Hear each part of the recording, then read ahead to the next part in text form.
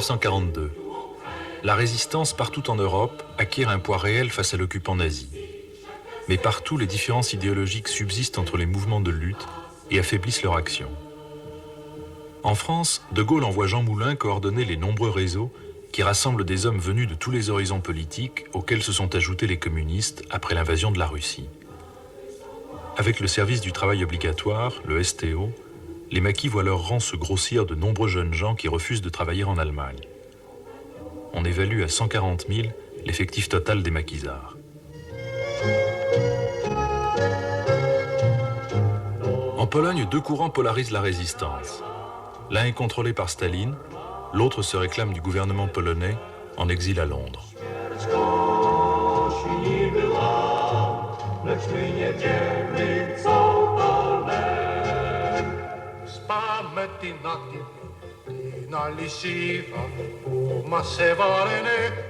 En Grèce, les partisans mènent contre les Allemands une lutte sauvagement réprimée.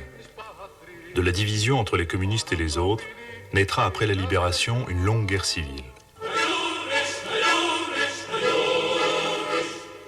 En Yougoslavie, deux mouvements résistent et s'affrontent. Les monarchistes, conduits par le colonel de l'armée serbe Mihailović, tiennent la Serbie occidentale. Le croate Josip Broz, dit Tito, regroupe autour des communistes les partisans d'une république fédérative. Il contrôle la Serbie méridionale. Les uns et les autres sont armés par les Anglais, qui trancheront plus tard en faveur de Tito.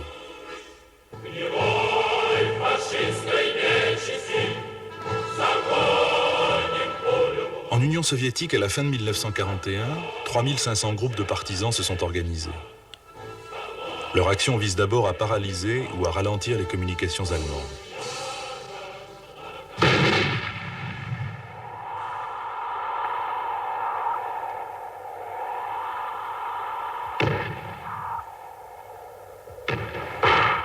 Une seule ligne de chemin de fer, celle d'Orel, connaît 6000 explosions dans l'année. La bataille du rail devient pour les Allemands un souci croissant. Elle interdit à leur convoi des vitesses moyennes supérieures à 8 ou 10 km/h.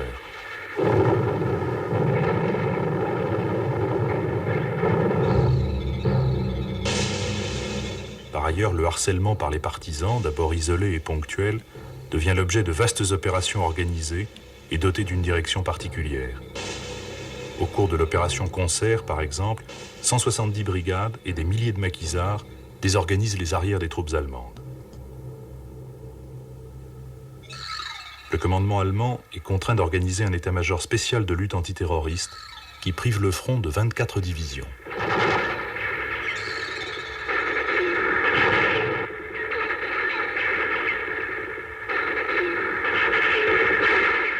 Sur 16 millions de Yougoslaves, 1 700 000 mourront dans les combats ou dans les opérations punitives conduites par les Allemands.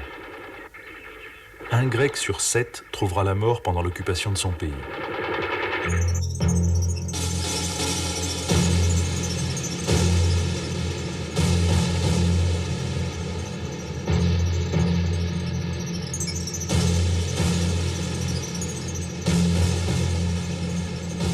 En France, Jean Paulhan écrit à propos des résistants « Je sais qu'il y en a qui disent « ils sont morts pour peu de choses ».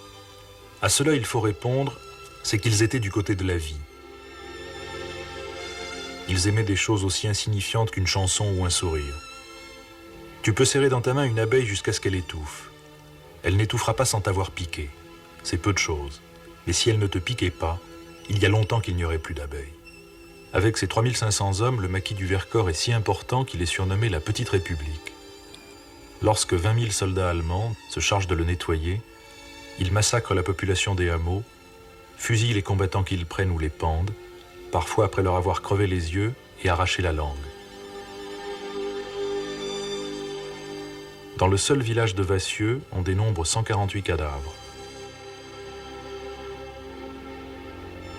On estime à 24 000 le nombre des maquisards français tués au combat.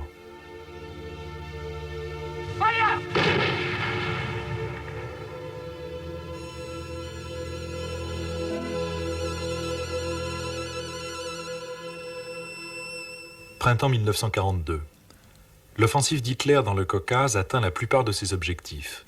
Grisé par cette nouvelle victoire, le Führer répète son erreur de 1941 et décide de diviser ses troupes. Commandé par le général Paulus, un groupe d'armées est lancé vers la mer Caspienne et doit prendre Stalingrad et traverser la Volga. Le 19 août, 210 000 soldats allemands, 2700 canons et 600 chars sont lancés à l'assaut de Stalingrad.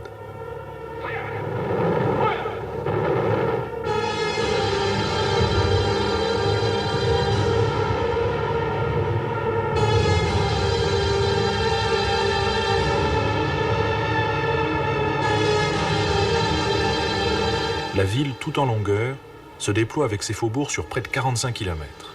La défense soviétique est morcelée, mais elle reçoit des renforts et parvient à détruire de nombreux chars de la 14e division Panzer, dont l'avance est retardée par des combats de miliciens dans les faubourgs.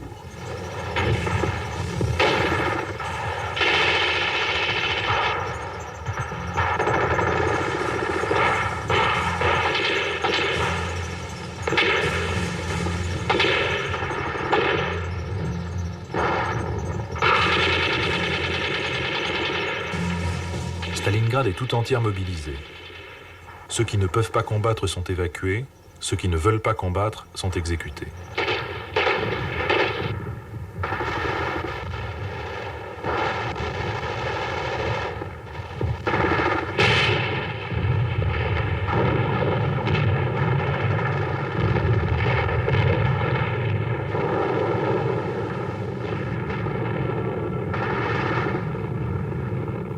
Les quartiers de la ville que les bombes allemandes ont détruits deviennent le théâtre de combats d'embuscade. Des poignées d'hommes tiennent leur position jour après jour, parfois pendant 2 mois. Les soldats russes transforment les quartiers de la ville en foyers de résistance et chaque amas de ruines en forteresse ou en tranchée.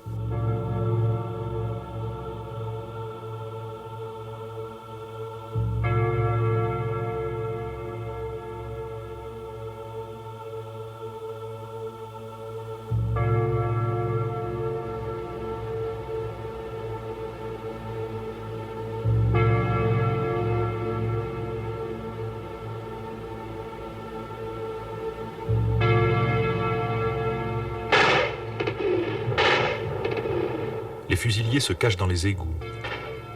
Les tireurs d'élite s'embusquent partout où ils le peuvent. Des chiens porteurs de mines sont lancés contre les Allemands. Certains combats ont lieu à l'arme blanche.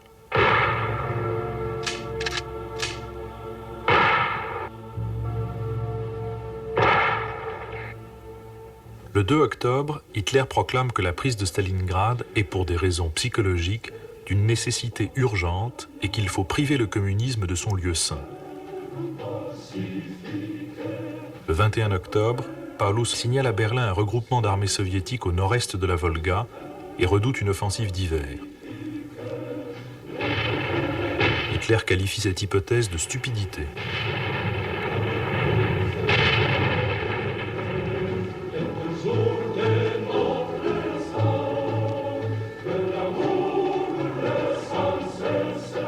Le regroupement signalé par Paulus existe bel et bien.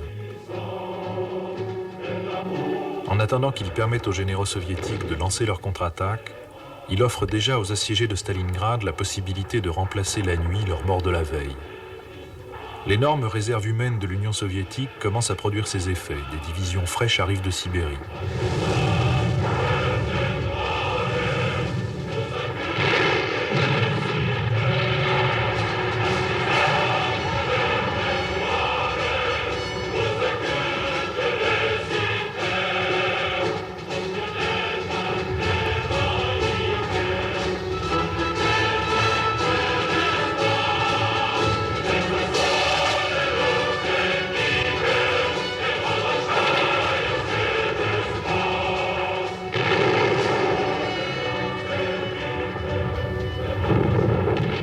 Le commandement soviétique prépare son offensive depuis septembre. À la mi-novembre, les troupes nécessaires ont été réunies.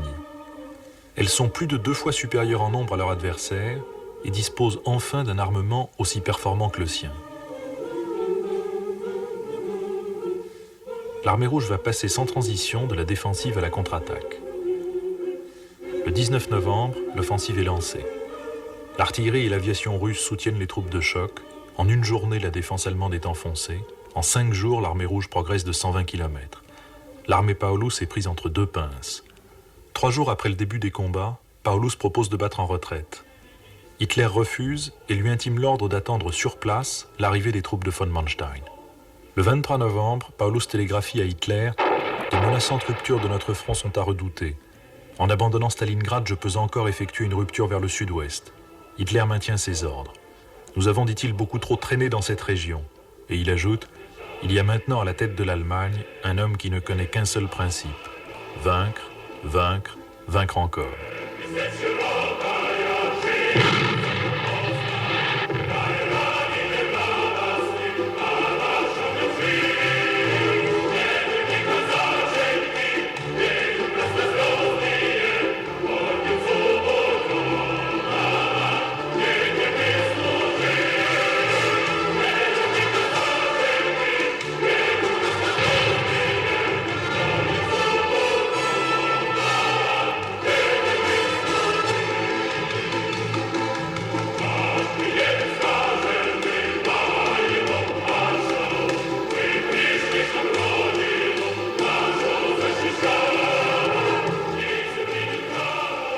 Début décembre, les Russes bloquent l'avancée de von Manstein et font leur jonction, encerclant Stalingrad.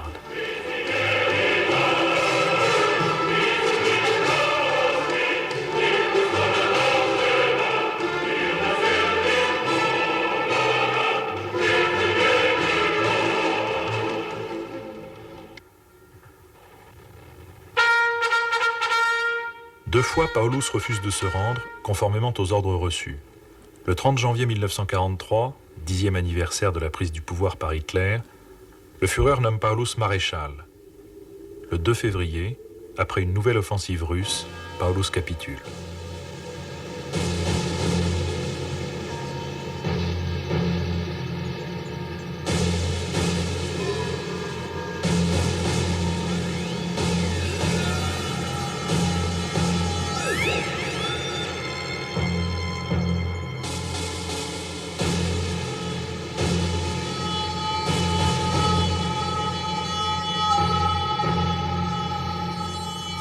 175 000 soldats allemands sont morts devant Stalingrad. 91 000 ont été faits prisonniers. 15 ans plus tard, seulement 5 000 d'entre eux auront retrouvé... « 1943. Les Russes accélèrent le retournement de la situation militaire. En juillet, à Koursk, une bataille de 2 semaines oppose 2 millions d'hommes, 4 000 blindés et 400 avions. Pour les Allemands, c'est un bain de sang. Staline proclame « Stalingrad marque le déclin de l'armée nazie. Koursk annonce la catastrophe finale. »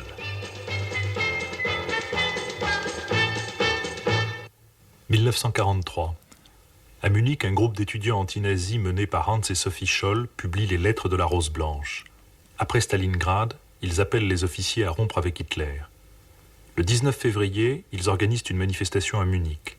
Dénoncés, arrêtés, torturés, Hans et Sophie Scholl seront décapités à la hache le 22 février.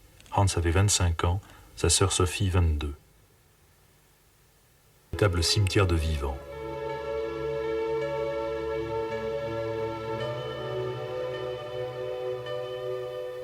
Les Allemands extraient régulièrement du ghetto des convois qui partent pour les camps de travail ou pour les camps d'extermination.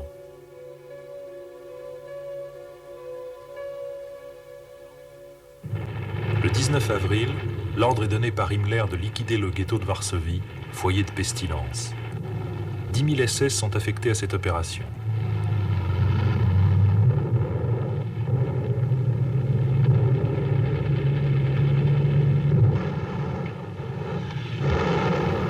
La jeunesse du ghetto prend les armes.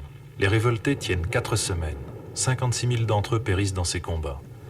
L'âme de la révolte, Mordechai Anielewitsch, est un garçon de 24 ans qui périra dans les combats dont il avait défini le sens ainsi. Nous ne nous battons pas pour la vie, mais pour le prix de la vie. Pas pour éviter la mort, mais pour choisir notre manière de mourir. 14 juin 1943. Après avoir conquis l'Afrique du Nord, les Alliés débarquent à Lampedusa, Pantelleria et Linosa. Ils tiennent désormais toutes les îles entre la Tunisie et la Sicile, où ils s'apprêtent à débarquer alors qu'Hitler les attend en Sardaigne.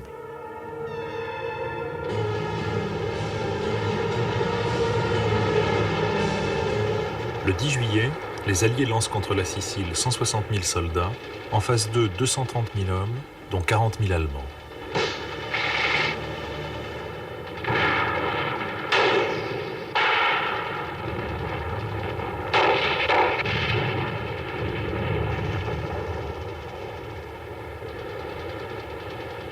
En même temps que Palerme est prise, Rome est bombardée. Churchill et Roosevelt lancent un appel à l'Italie pour qu'elle renverse le fascisme. Le 24 juillet, Mussolini est arrêté et le maréchal Badoglio est chargé par le roi de former un gouvernement de généraux et de fonctionnaires. Le 28 juillet, le parti fasciste est dissous.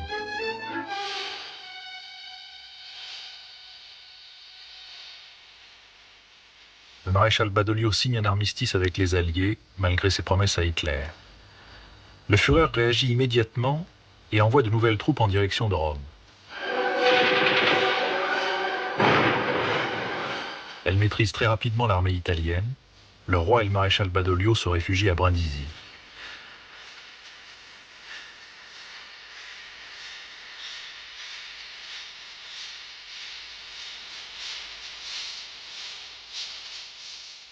Le 12 septembre, Mussolini, prisonnier dans les Abruzzes, est enlevé par un commando allemand dirigé par le colonel SS Skorzeny dans des conditions extrêmement périlleuses.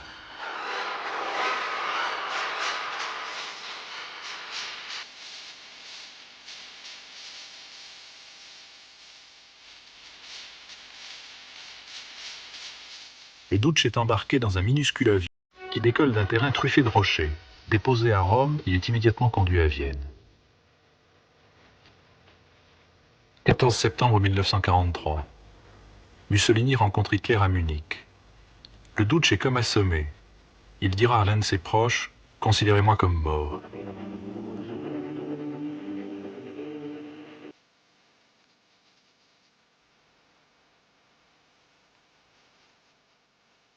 Goebbels note dans son journal qu'il a l'air absent et semble ne pas s'intéresser à ce qu'on lui dit.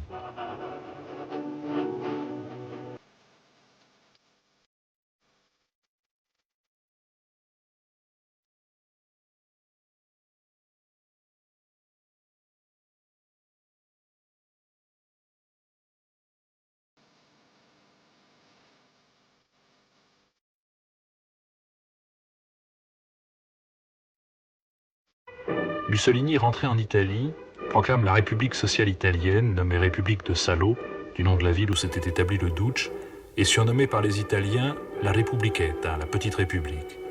Elle n'en marqua pas moins la période la plus sanglante du fascisme italien. Mussolini fait exécuter à Vérone les membres du Grand Conseil fasciste qui l'ont critiqué. Parmi eux son plus vieux compagnon, le général de Bono, et son propre gendre, le comte Ciano, ancien ministre des Affaires étrangères. 1943. Le 8 septembre, la 5e armée anglo-américaine débarque dans le golfe de Salerne. L'opération fut presque un désastre, selon le mot du général Clark qui l'a commandé. Cependant, les Alliés parviennent de justesse à prendre pied sur les côtes.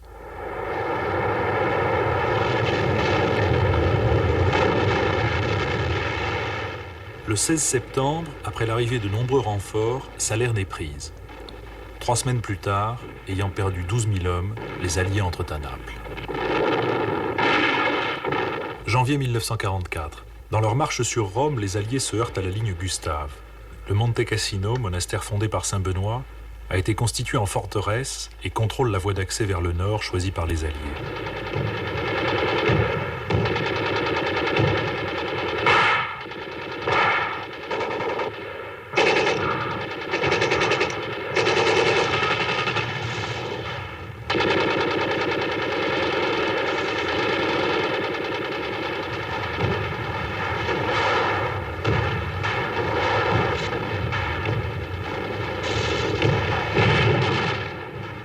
Avec 21 divisions, les Alliés piétinent devant les 14 divisions allemandes regroupées à Cassino.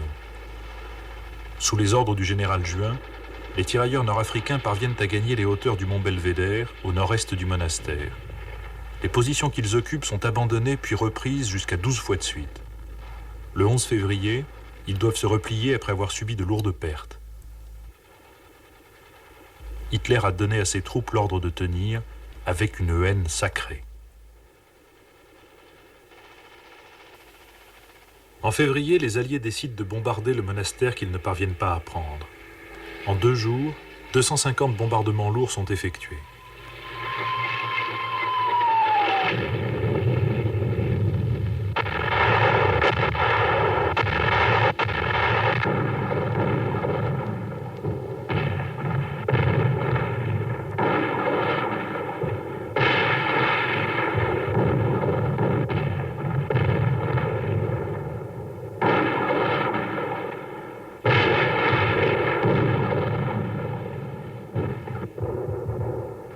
L'offensive qui suit les bombardements échoue. Dans les ruines du monastère, les Allemands organisent le même type de défense que les Russes à Stalingrad. À la mi-mai, les tirailleurs marocains, tunisiens et algériens du général Juin parviennent à tailler une brèche dans les forces allemandes.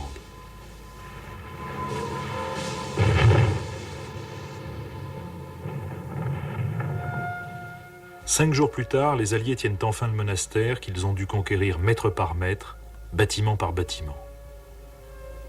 10 000 Allemands ont été tués, 20 000 sont faits prisonniers. La route vers Rome est ouverte et chacun des Alliés se dispute le privilège d'entrer avant les autres dans la capitale italienne. Le 4 juin, c'est un soldat noir américain qui pénètre le premier dans Rome. 18 000 de ses compatriotes sont morts sur le sol italien, ainsi que 14 000 Anglais et 10 000 Français.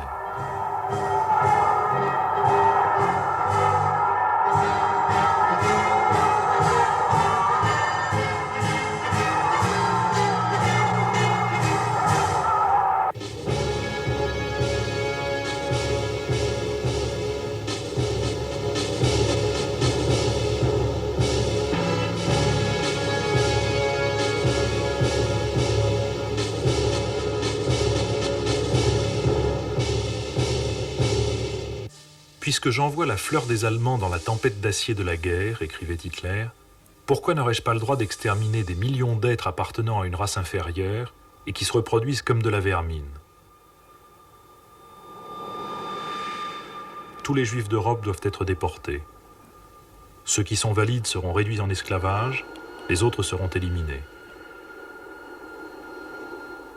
Les responsables allemands utilisent des camions dont les gaz d'échappement servent à asphyxier les Juifs. 3 de ces camions permettent l'élimination de 97 000 personnes en quelques mois.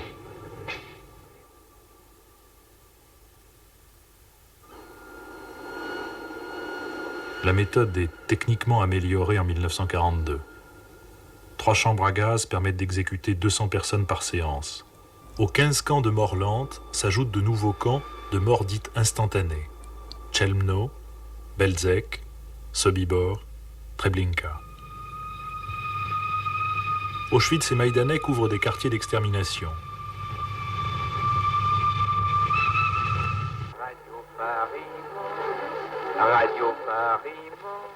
Radio Paris est allemand. 20 avril 1944. Le maréchal Pétain effectue à Paris sa première visite depuis la défaite. Voici un document de l'époque, resté depuis inédit, qui présente cet événement salué par plus de 500 000 personnes. Le chef de l'État, en désirant ainsi se placer au milieu de ceux qui souffrent, a voulu stigmatiser solennellement la sauvagerie des bombardements terroristes. La minute poignante de la sonnerie aux morts.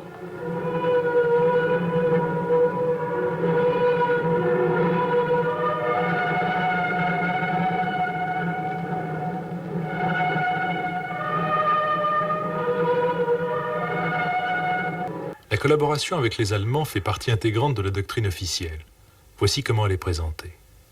Comprendrez-vous le spirituel de la Légion française? Ne sait-elle pas, notre jeunesse, que si elle ne combat pas la jeunesse d'Europe qui donne son sang à flot sur le front de l'Est, n'aura que mépris pour elle? Avoir 20 ans, vivre à l'époque la plus grandiose de l'histoire humaine et faire le zazou physiquement et moralement. Quelle décrépitude et quelle déchéance!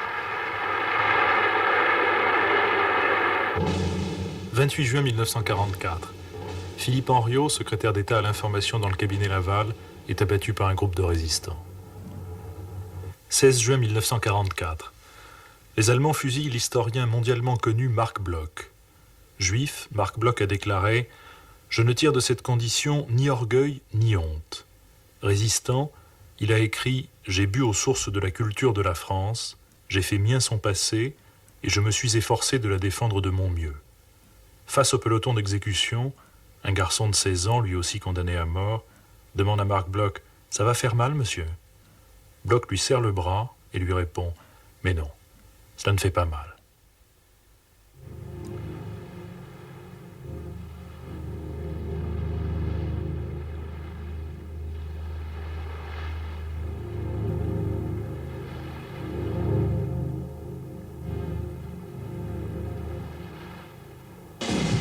L'imminence d'un débarquement allié sur les côtes de France est devenue une évidence. Hitler penchait pour la Normandie, son haut commandement pour le Pas-de-Calais. Sous le commandement du général Eisenhower, les Alliés ont choisi la Normandie, défendue par un dispositif incomplet, le mur de l'Atlantique. 6 juin, le débarquement, baptisé Opération Overlord, est lancé.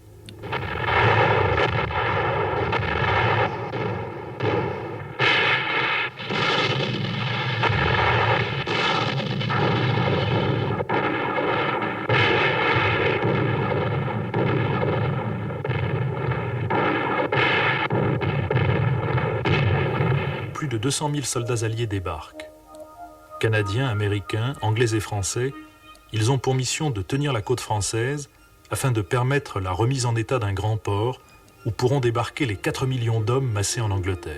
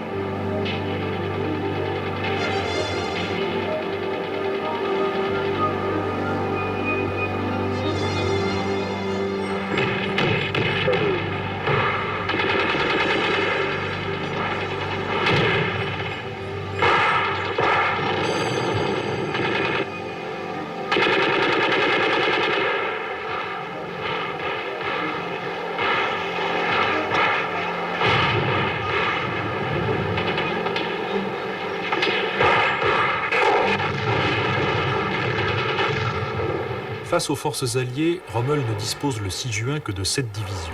Changeant d'avis et croyant que l'opération Overlord est une manœuvre de diversion d'Eisenhower pour préparer un débarquement dans le Pas-de-Calais, Hitler refuse d'envoyer des renforts en Normandie. Le soir du 6 juin, le front allemand est percé sur 50 km. Les Alliés ont perdu 11 000 hommes, mais près de 200 000 de leurs soldats ont pris pied en Normandie. 15 août 1944, les troupes américaines et françaises débarquent en Provence. Après une opération de bombardement et des lâchers de parachutistes, les 400 000 soldats avancent facilement, ils ne perdent que 320 hommes. En quelques semaines, Toulon et Marseille sont libérés.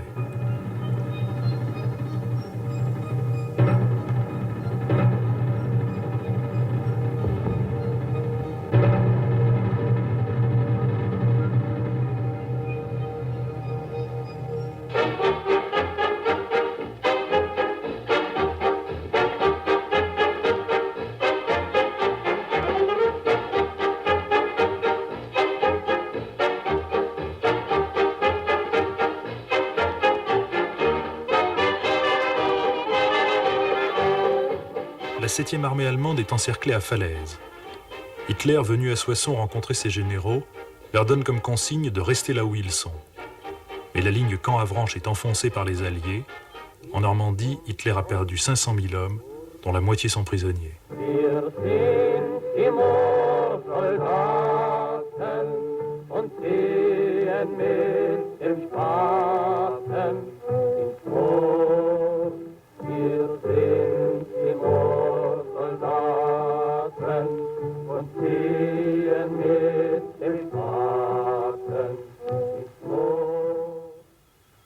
Le colonel Comte von Stauffenberg, qui a placé la bombe, est un héros des campagnes d'Afrique. Il a 37 ans, il sera pendu le 8 août avec 7 de ses camarades. Hitler a donné la consigne de prolonger leur agonie le plus longtemps possible. Leur exécution est filmée. Le soir même, on projette le film au Führer qui le regarde jusqu'au bout. Pendant des mois, les familles des conjurés sont traquées et exécutées. Le maréchal Rommel, compromis, est contraint au suicide pour sauver sa famille.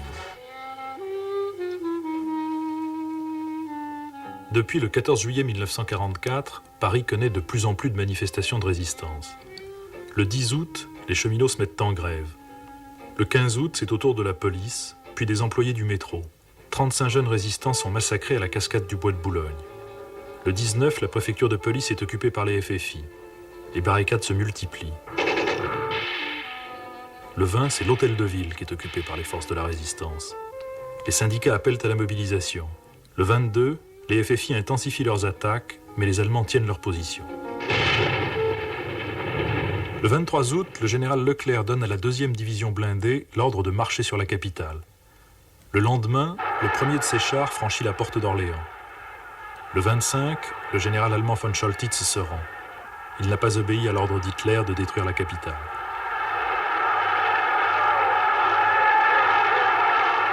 Peu après la reddition allemande, le général de Gaulle fait son entrée à Paris et se rend à l'hôtel de ville.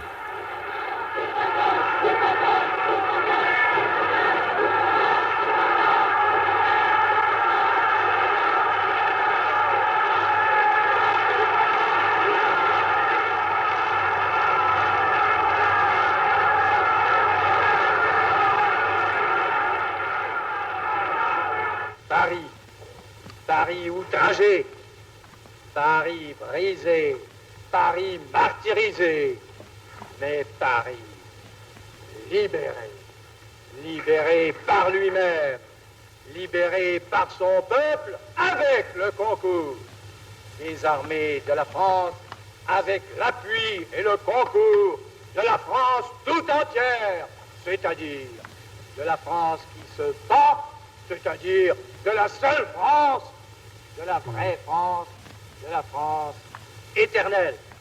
Cette France qui s'est battue, ce fut l'ouvrier arménien Misak Manouchian, qui, avec d'autres immigrés qui ont comme lui mené des actions de sabotage, fut fusillé à Paris le 21 février 1944.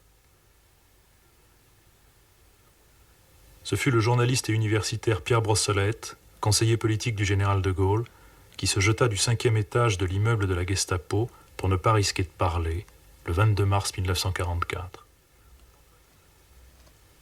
Ce fut le comte Antoine de Saint-Exupéry, écrivain et aviateur, qui, bien qu'il ait dépassé la limite d'âge, avait tenu à s'engager dans les forces françaises et qui disparut en Méditerranée le 31 juillet 1944.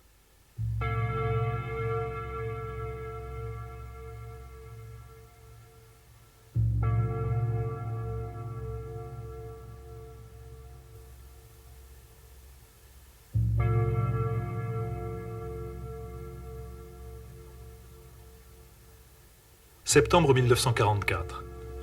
Bruxelles et Liège sont libérés. Les Alliés sont à Aix-la-Chapelle. Fin 1944, la population civile allemande est organisée en une vaste milice, la Volkssturm, chargée aussi bien de la défense que des travaux civils. Les leaders nazis, Goebbels en tête, loin de désarmer, appellent à la mobilisation totale.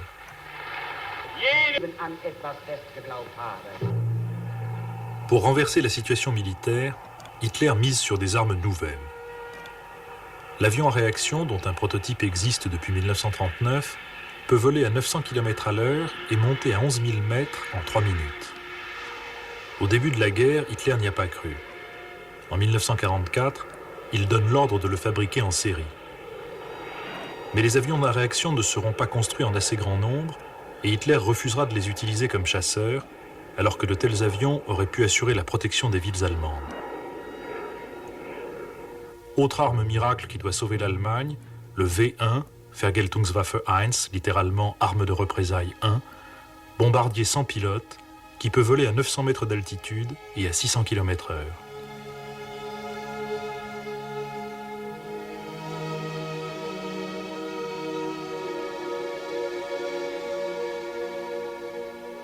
Le V2, lui, pique sur ses cibles à 1500 km/h. Les savants allemands en étudient une version améliorée, un projectile fusée de 85 tonnes qui pourra être chargé de matières toxiques.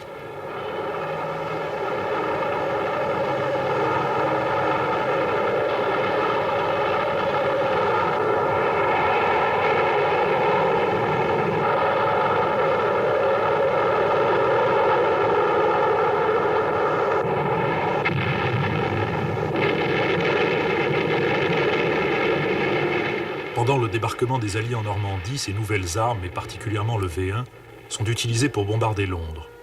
En 3 mois, 7500 d'entre elles causent plus de 6000 morts et détruisent 25 000 maisons.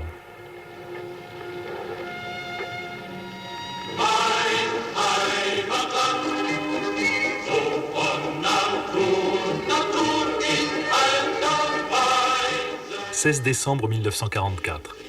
Hitler lance dans les Ardennes une contre-offensive soutenue par 2000 bombardiers et chasseurs et regroupant de nouvelles divisions baptisées Grenadiers du Peuple. La division SS Adolf Hitler défait un corps de blindés américain. Elle massacre les blessés et les soldats qui se rendent. Les Allemands opèrent une percée à Saint-Vith et encerclent Bastogne le 21 décembre. Fin décembre, l'aviation alliée et les blindés du général Patton font route vers Bastogne et percent les lignes allemandes. Le 1er janvier, la ville est délivrée. L'action allemande, qui mettait en grand danger le flanc des troupes alliées, est stoppée. L'avance des armées d'Hitler, ralentie par manque d'essence, a été arrêtée à moins de 500 mètres d'un dépôt allié contenant 12 millions de litres de carburant.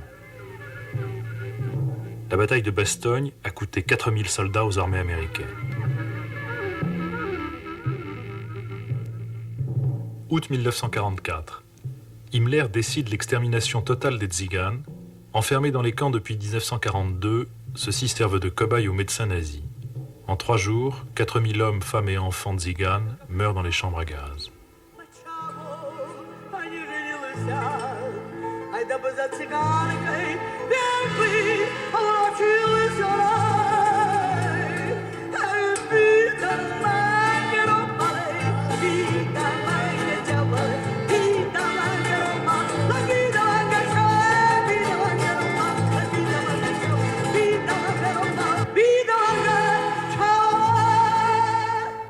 Novembre 1943.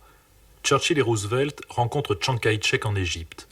Ils le persuadent de lancer une offensive contre les Japonais et lui promettent le matériel nécessaire. Mais pour acheminer ce matériel par l'Inde, il est indispensable de reprendre le nord de la Birmanie aux Japonais.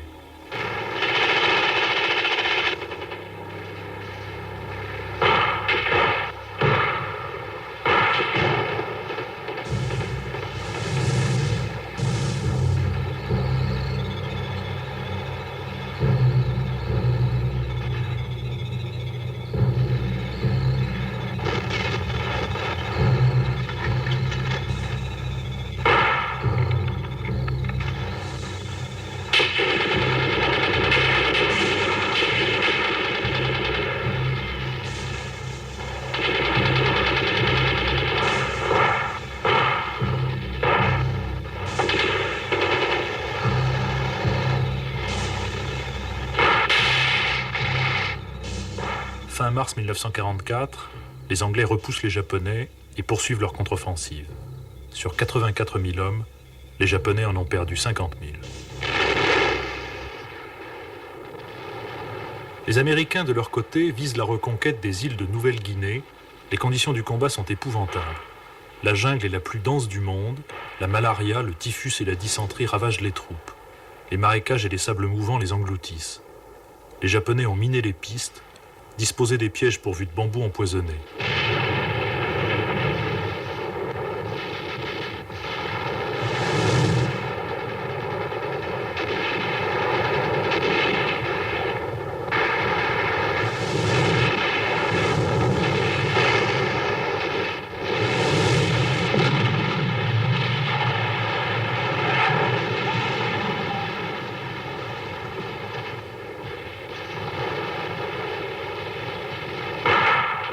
Il faut 5 mois à MacArthur pour reprendre la Papouasie, mais en décembre 1943, il dispose des bases nécessaires pour mener l'offensive dans l'ensemble des îles du Pacifique.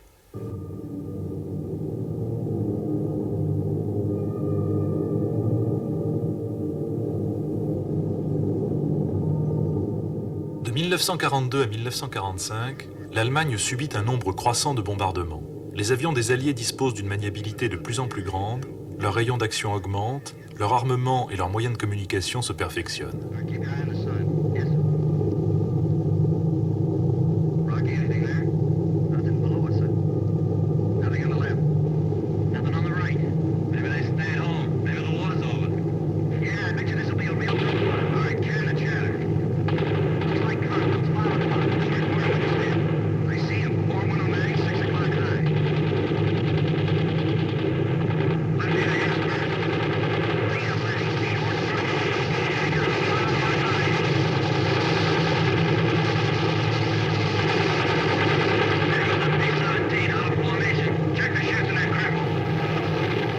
Les premiers bombardements systématiques de l'Allemagne s'avèrent désastreux sur le plan militaire. La chasse et la DCA d'Hitler constituent un bouclier très solide. La Royal Air Force perd 1400 bombardiers en une seule année, sans avoir vraiment endommagé les usines d'armement ou les grands établissements industriels allemands. En bombardant volontairement des objectifs civils pour démoraliser la population, les Alliés obtiennent l'inverse du résultat psychologique escompté. Ils soudent les Allemands autour de leur chef et facilitent la propagande de Goebbels.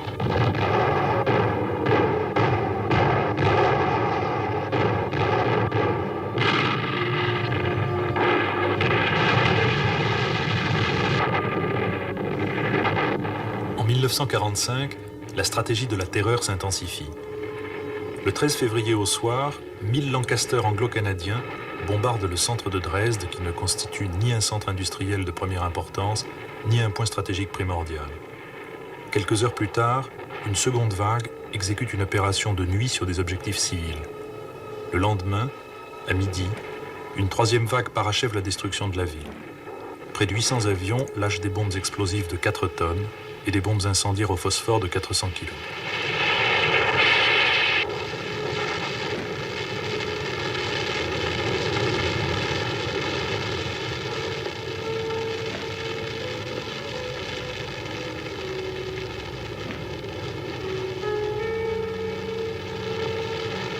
Avant le bombardement, Dresde comptait 600 000 habitants et hébergeait 400 000 réfugiés. Le nombre des morts est estimé à au moins 135 000 et sans doute 250 000.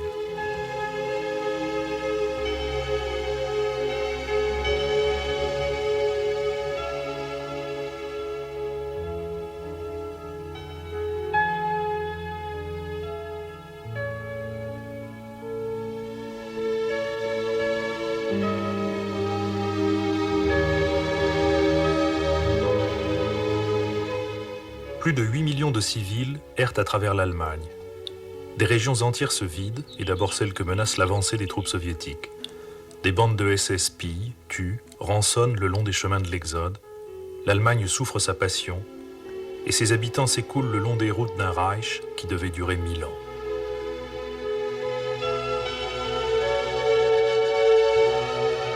Février 1945. À Yalta, Staline, fort de l'avancée de ses troupes, Roosevelt malade et Churchill représentant un empire diminué, discutent la future restructuration de l'Europe. Staline obtient les plus grands avantages territoriaux et financiers en échange de quelques promesses de bonne conduite démocratique. Les parlements anglais et américains critiquent sévèrement les accords de Yalta.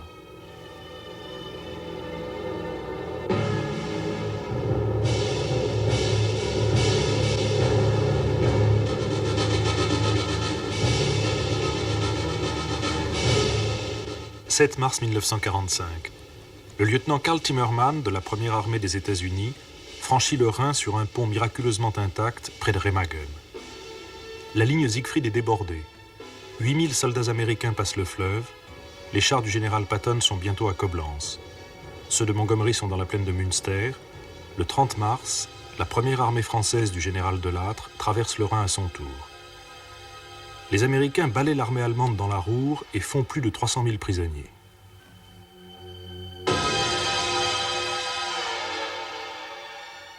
Eisenhower, soucieux de ménager Staline, dont il a besoin pour finir la guerre dans le Pacifique, rappelle celle de ses troupes qui marchaient déjà sur Berlin et décide que la ligne formée par l'Elbe marquera la limite de leur avancée.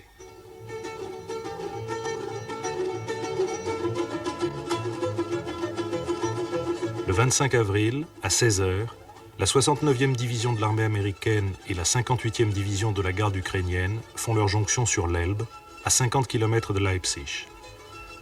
C'est en vain que Churchill avait souhaité que l'on serre la main des Russes, oui, mais le plus à l'est possible.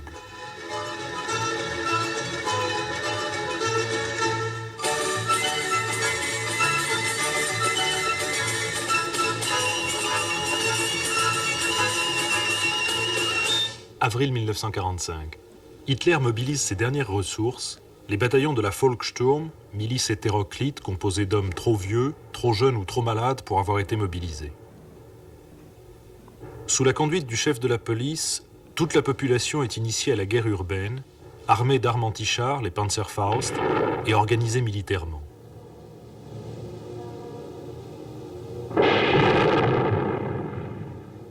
Des tribunaux volants formés par les SS surveillent l'ardeur de chacun au combat.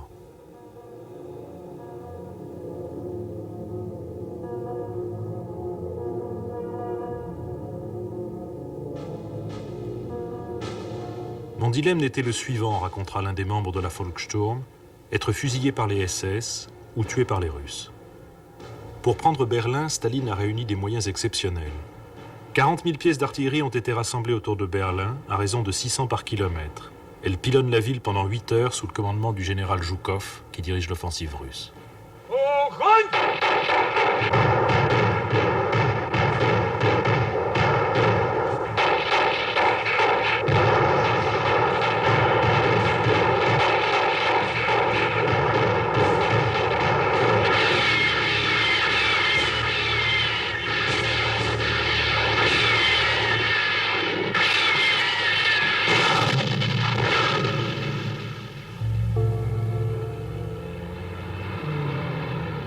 Après la préparation d'artillerie, les chars commencent leur progression.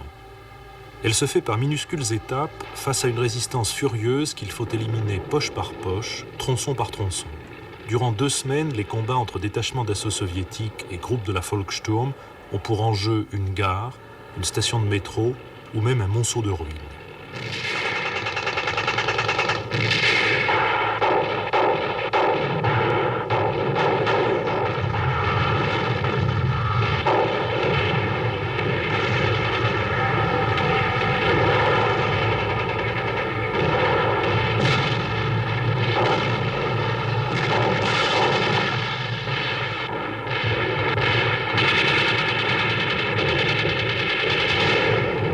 Pour qu'ils ne servent pas à l'avancée russe.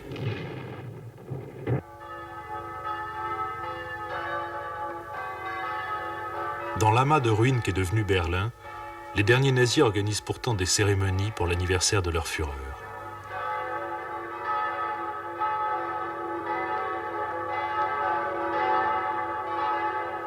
Nos murs sont brisés, mais pas nos cœurs, proclame cette banderole. Berlin, cité guerrière salue le Führer, indique une autre. Et une troisième reprend le cri de ralliement des années glorieuses, commande au Führer, nous obéirons.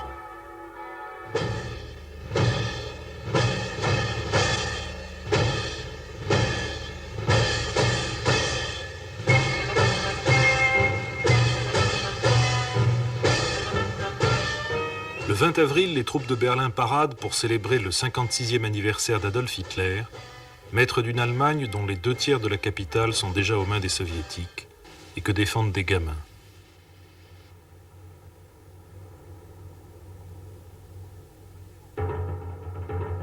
Pour passer en revue les enfants enrôlés dans la Volkssturm, Hitler sort...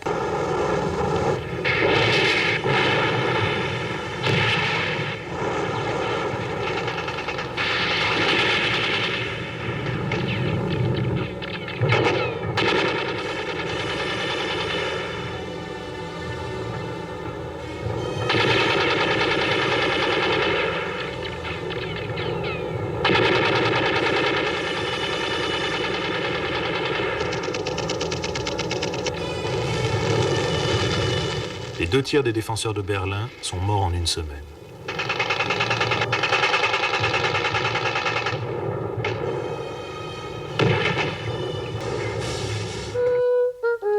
« 28 avril. Benito Mussolini et sa maîtresse, Clara Petacci, sont arrêtés près de Côme par des partisans. Ils sont exécutés après un procès sommaire. Leurs cadavres sont transportés à Milan, pendus par les pieds dans une station d'essence où la foule crache sur eux et leur jette des pierres. 29 avril. Hitler apprend la fin de son plus ancien allié.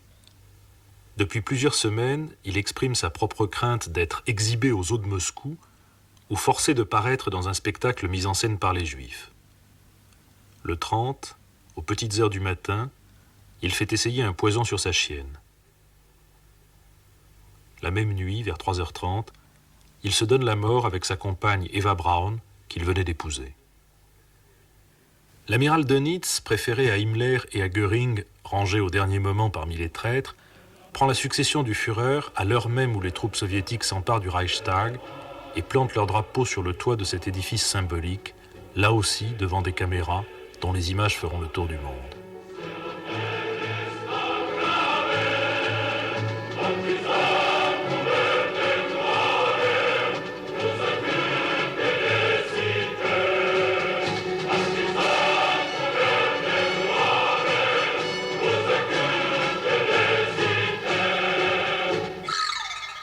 Pendant 24 heures, Goebbels tente d'obtenir des Russes la signature d'une paix séparée, à l'occasion, dit-il, de la fête du 1er mai commune à nos deux pays.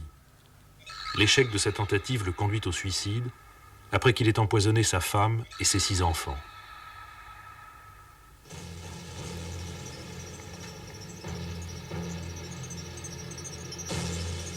« 8 mai 1945, à Berlin, le maréchal Keitel signe la capitulation sans condition du Troisième Reich. Depuis le 4 mai, les armées allemandes situées à l'ouest de l'Elbe se rendent en masse. Les Américains, les Anglais et les Français ont fait 2,5 millions de prisonniers. Les généraux Montgomery, Eisenhower, Zhukov et Delattre posent pour la photo des vainqueurs. 4 jours plus tard, Churchill parle pour la première fois du rideau de fer qui s'est abattu sur l'Europe. Le Japon mène depuis avril un combat désespéré. C'est le temps des kamikazes. À chaque offensive aérienne, un pilote japonais sur 2 a pour mission de jeter son avion contre sa cible et de disparaître avec lui. Tous sont volontaires, leurs appareils n'ont pas assez d'essence pour revenir à leur base. Le 6 avril, le haut commandement nippon lance ainsi 700 appareils sur la base navale avancée américaine d'Okinawa.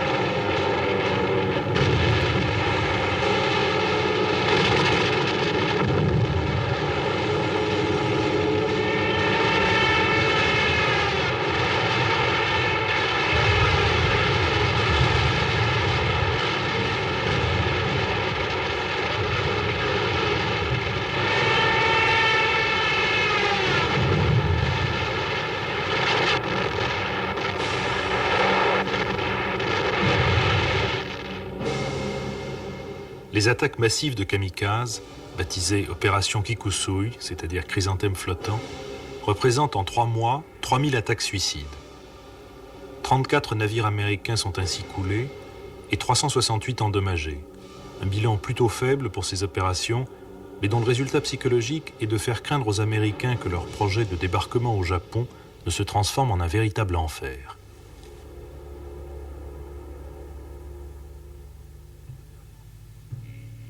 Les opérations suicides, les atrocités commises par les Japonais partout où ils combattent, l'existence de 2 millions de soldats nippons sous les armes, l'arrestation par le gouvernement de Tokyo de 400 personnalités favorables à la paix, autant de facteurs qui pèsent dans la décision américaine de lancer sur Hiroshima, le 6 août 1945, le bombardier B-29 Enola Gay, armé de la première bombe atomique.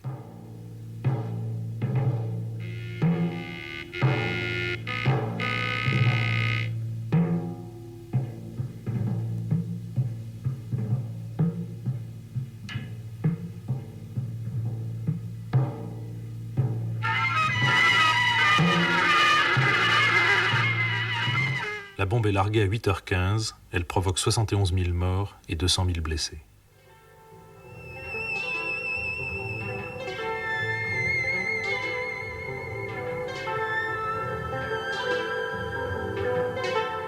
Dans le Reich allemand, l'ampleur des destructions se traduit en chiffres presque abstraits à force d'être énormes. Sur 16 millions de logements, 5 millions ont été détruits. 1 300 000 tonnes de bombes ont été larguées sur le pays. Si l'on regroupait les décombres de l'Allemagne, ils représenteraient un volume de 400 millions de mètres cubes.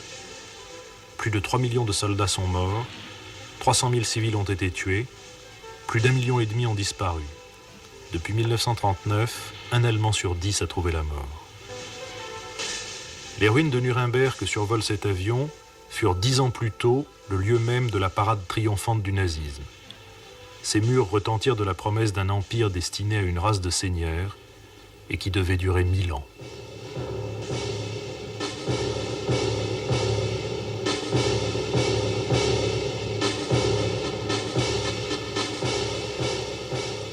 Novembre 1945. C'est précisément à Nuremberg, dans la ville symbole du nazisme, que les Alliés installent leur tribunal international chargé de juger les crimes de guerre et les crimes contre l'humanité.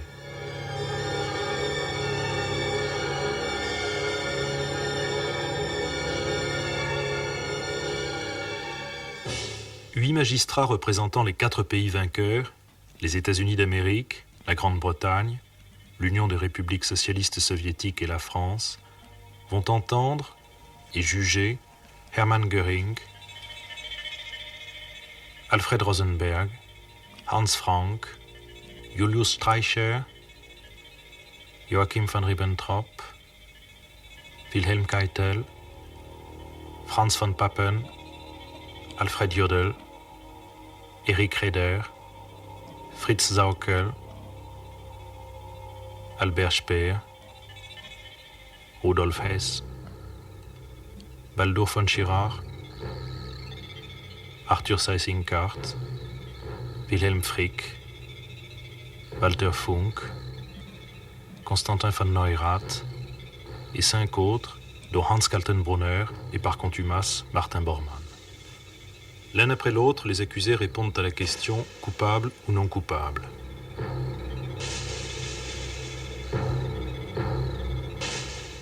Hermann Göring, non coupable. Karl von Ribbentrop, non coupable. Wilhelm Keitel, non coupable. Julius Streicher, non coupable. Coupable.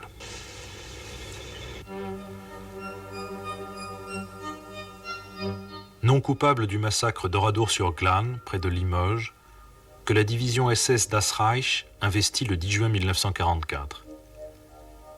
Les soldats allemands fouillent les maisons, les incendient, rassemblent les hommes dans des granges, les femmes et les enfants dans l'église. 642 personnes sont abattues, brûlées ou asphyxiées. Un enfant, une femme et 5 hommes échappent au massacre de leur village.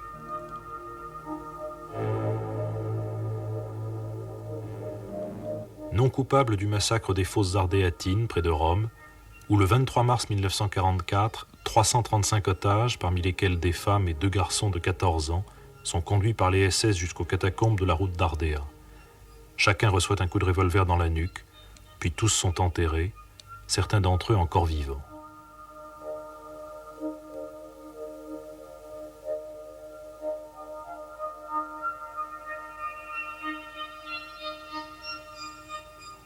Non coupable du massacre de Bande, dans les Ardennes belges, dont 34 habitants mâles âgés de 17 à 35 ans sont abattus sans raison le 24 décembre 1944 par un groupe SS commandé par des officiers allemands et comprenant des éléments collaborateurs français, belges et suisses.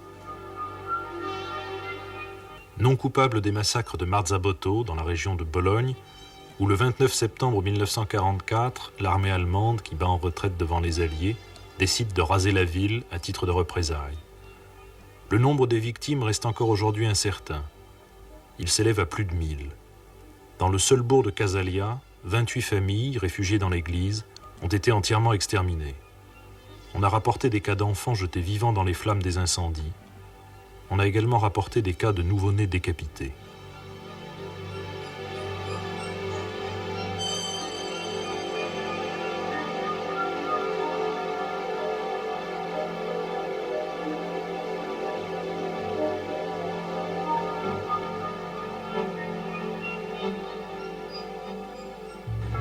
United States of America present count 1 of the indictment, that all the defendants participated as organizers or accomplices. Les États-Unis présentent le premier chef d'accusation.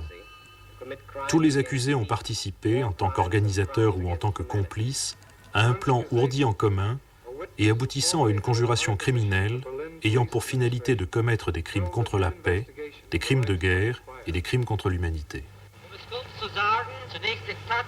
Le témoin Hans Gesege, haut fonctionnaire de la police administrative de Berlin, évoque les responsabilités dans l'incendie du Reichstag dont Göring avait fait le prétexte des premières vagues de persécution antisémite.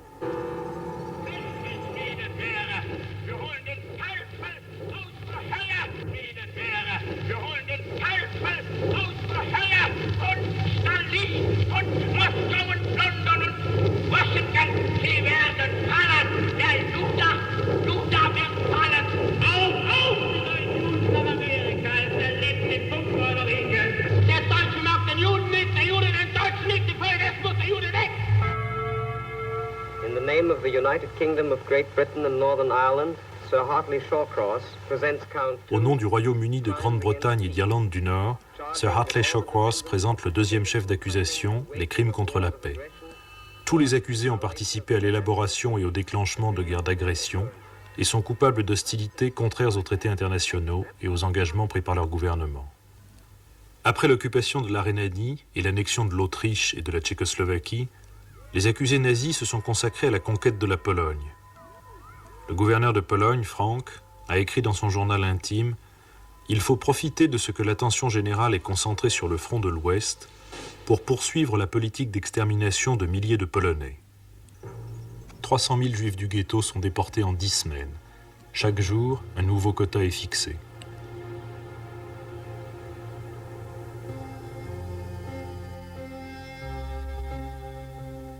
Ceux qui restent dans le ghetto habitent aussi les banlieues de la mort.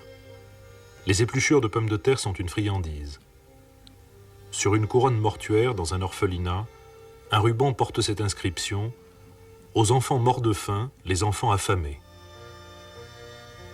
150 000 personnes souffrent du typhus, une maladie dont elles mettent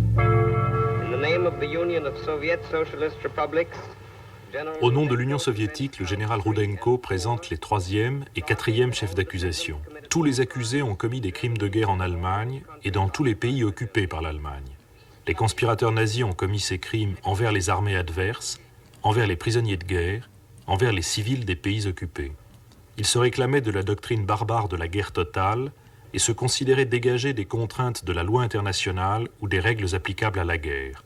Keitel répond « Nous étions préoccupés par la destruction d'une idéologie. Par conséquent, j'approuve et je soutiens ces mesures. » Et plus tard, lors d'un contre-interrogatoire, « Hier, votre avocat vous a montré un ordre daté du 16 décembre 1941. Cet ordre stipule Il est nécessaire de prendre des mesures immédiates et cruelles. La vie humaine à l'Est n'a absolument aucun prix. Vous souvenez-vous de cet ordre? L'avez-vous signé? Contre les provocateurs, les francs-tireurs, les saboteurs, les juifs, les bolcheviks, et détruire impitoyablement toute résistance, passive ou active. Ceux que les nazis appellent les sous-hommes slaves doivent creuser leur tombe avant d'être massacrés.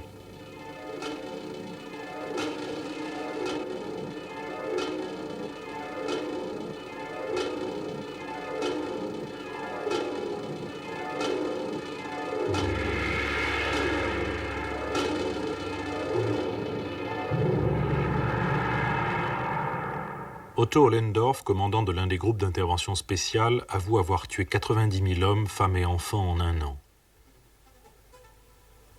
Le plus grand massacre antisémite eut lieu à Babi-Yar. Il inspira ses vers à Evtchouvenko. « Il n'est à Babi-Yar sur tant et tant de tombes pas d'autre monument que ce triste ravin. J'ai peur. Quel poids ici sur mes épaules tombe, ô peuple juif, vraiment, j'ai ton âge soudain. » Les groupes spéciaux allemands organisent un concours de photographie. Il s'agit, au cours d'une exécution, de fixer le visage de celui ou de celle qui va mourir juste avant l'instant fatal.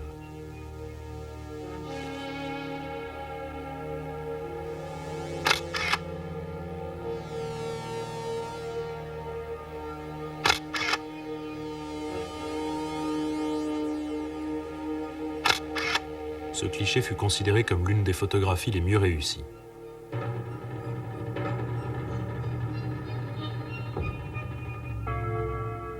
Le général Roudenko poursuit son réquisitoire.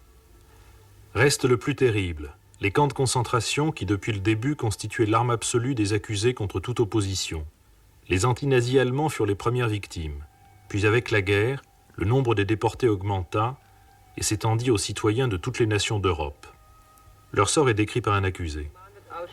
J'ai commandé Auschwitz jusqu'au 1er décembre 1900 gaz et brûlé. En fait, 3 millions de personnes moururent à Auschwitz, 8 millions moururent dans les camps de concentration, dont 6 millions de juifs. Un jour, raconte un ancien déporté, Primo Levi, poussé par la soif, je détache un beau glaçon d'une fenêtre. Un grand et gros gaillard en uniforme, qui faisait les 100 pas dehors, me l'arrache brutalement. Warum? Pourquoi? dis-je dans mon allemand hésitant. Hier ist kein Warum, me répond-il en me repoussant. Ici, il n'y a pas de pourquoi.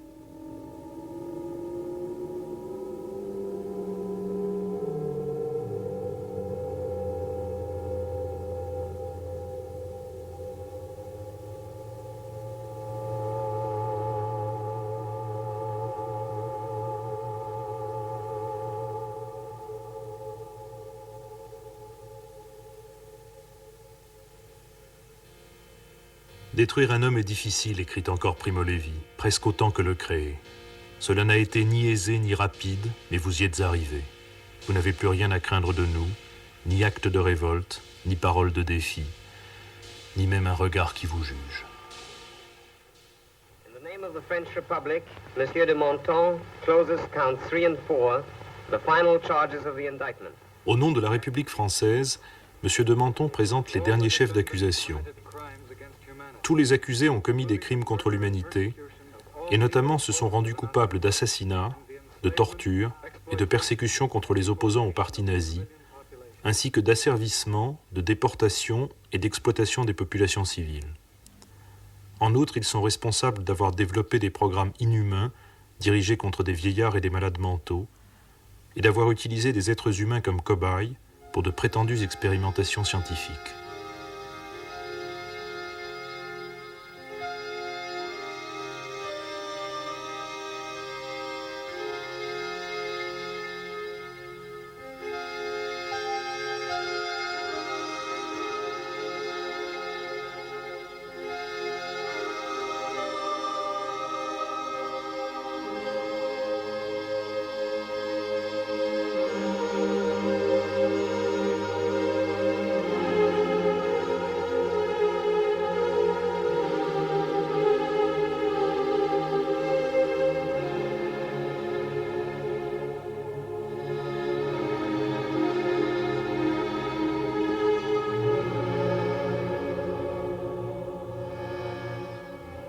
Petit à petit, les nazis approchaient de ce qu'ils appelèrent la solution finale, l'extermination totale des Juifs d'Europe.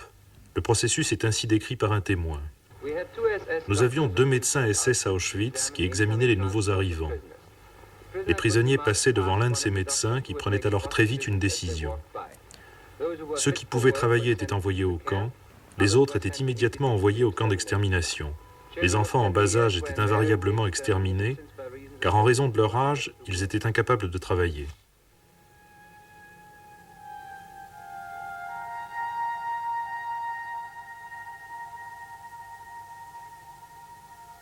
Tuer les gens dans les chambres à gaz prenait de 3 à 15 minutes, suivant les conditions climatiques. Nous savions que tout le monde était mort lorsque nous n'entendions plus de cris.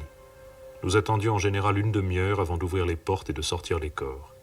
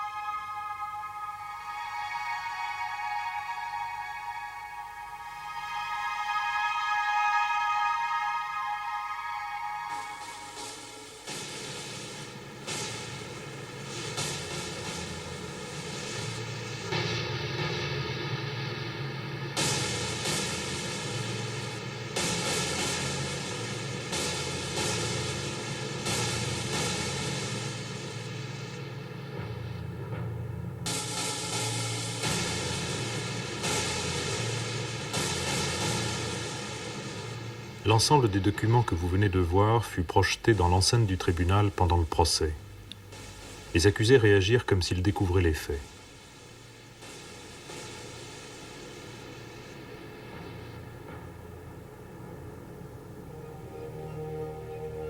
La défense commence. Chaque accusé a personnellement choisi son ou ses avocats. Kaltenbrunner fait l'objet d'un contre-interrogatoire.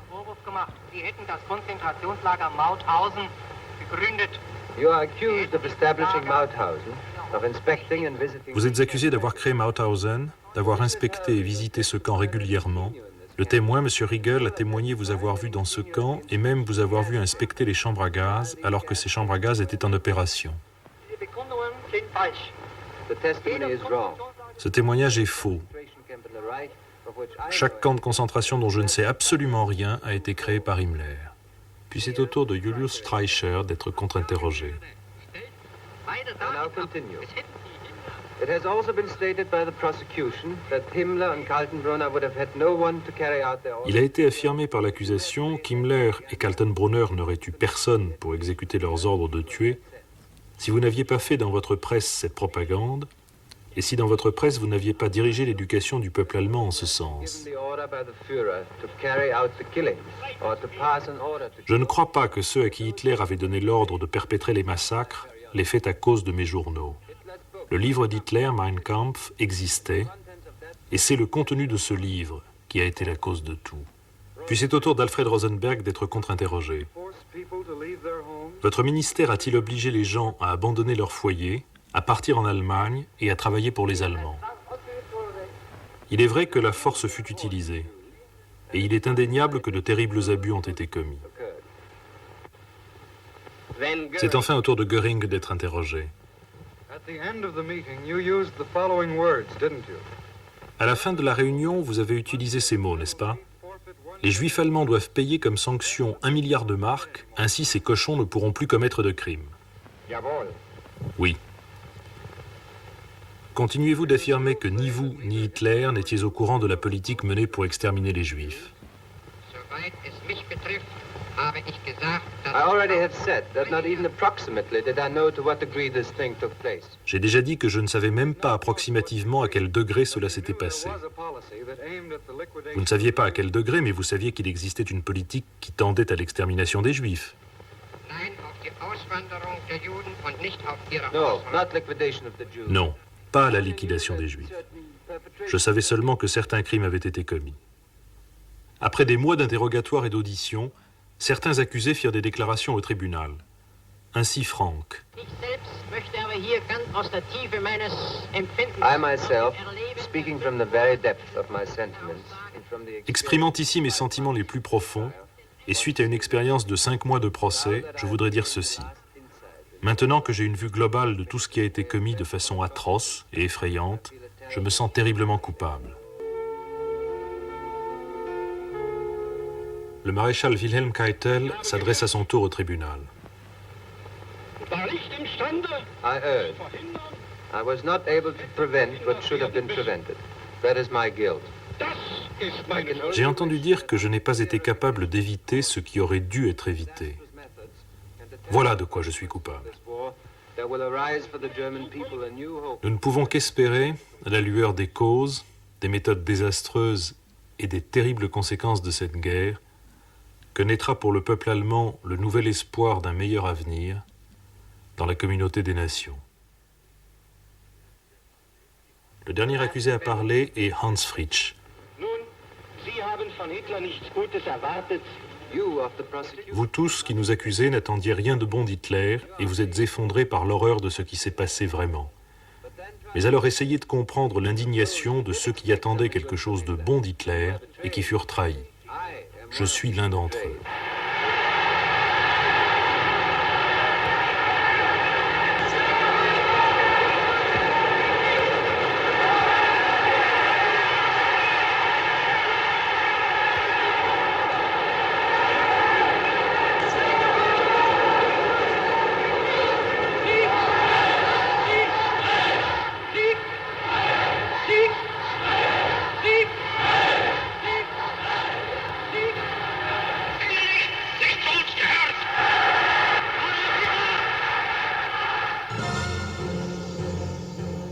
Au nom des États-Unis d'Amérique, le juge Jackson fait le résumé des débats. Selon le témoignage de chacun des accusés, ces hommes n'ont rien vu, n'ont rien dit, et rien n'a été dévoilé en leur présence. Si nous mettons bout à bout toutes les déclarations des accusés, il en ressort un portrait ridicule du gouvernement d'Hitler. Ce gouvernement était composé d'un homme, le numéro 2 du parti, qui n'a jamais rien suspecté du programme d'extermination des Juifs, bien qu'il ait signé de nombreux décrets antisémites. D'un numéro 3, qui n'était tout simplement qu'un Allemand moyen innocent, se bornant à transmettre les ordres d'Hitler sans jamais les lire, comme un facteur ou un coursier. D'un ministre des Affaires étrangères, ignorant des dossiers et très peu au courant des décisions de politique étrangère. D'un maréchal qui donnait des ordres aux forces armées, mais qui n'avait absolument aucune idée de leurs résultats en pratique. D'un chef de la sécurité qui s'imaginait que les fonctions de police de sa Gestapo et des SD se bornaient à diriger la circulation. D'un idéologue du parti qui n'avait aucune idée de la violence que sa philosophie pouvait engendrer en plein XXe siècle. D'un ministre de l'Intérieur qui ne savait même pas ce qui se passait dans son propre bureau, encore moins à l'intérieur de son propre ministère, et rien du tout à l'intérieur de l'Allemagne. D'un président de la Banque du Reich qui fut totalement ignorant de ce qui rentrait et sortait des coffres de sa banque.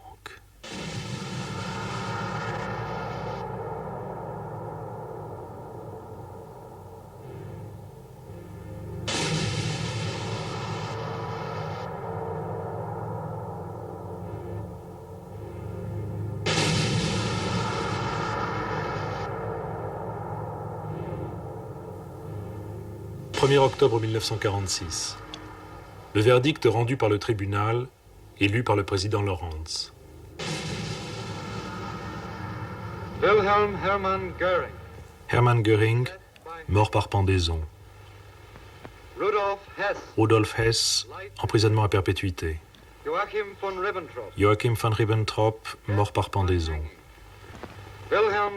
Wilhelm Keitel, mort par pendaison.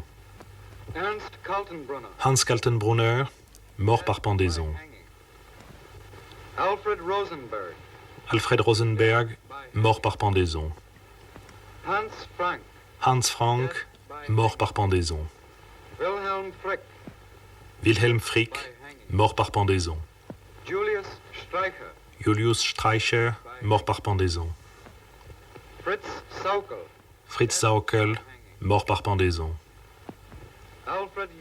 Alfred Jodl, mort par pendaison.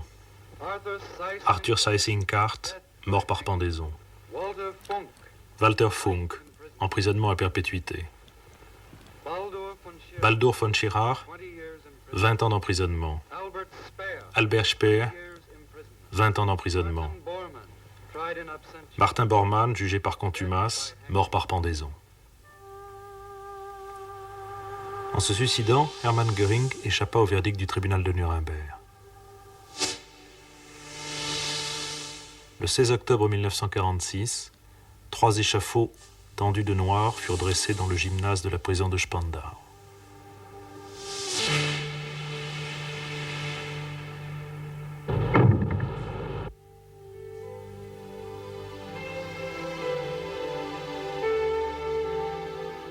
20 ans après la chute de Berlin, dans le plus grand théâtre de la ville, la Volksbühne, on joue une pièce de Peter Weiss, mise en scène par Erwin Piscator, Enquête sur Auschwitz.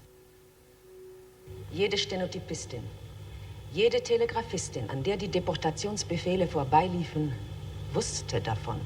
Jeder Einzelne in den 100 und 1000 Amtsstellen, die mit den Aktionen beschäftigt waren, wusste, worum es ging. Und jeder wusste auf seinem Posten. Chaque dactylo, chaque télégraphiste entre les mains de qui passaient les ordres de déportation était au courant. Chaque homme placé à l'un des milliers de postes administratifs dont dépendait la solution finale savait de quoi il retournait. Chaque conducteur de train, chaque aiguilleur, chaque employé du chemin de fer qui avait à s'occuper du chargement des hommes était au courant. Et chacun, à sa place, savait exactement ce qui devait être fait pour le bon fonctionnement de l'ensemble.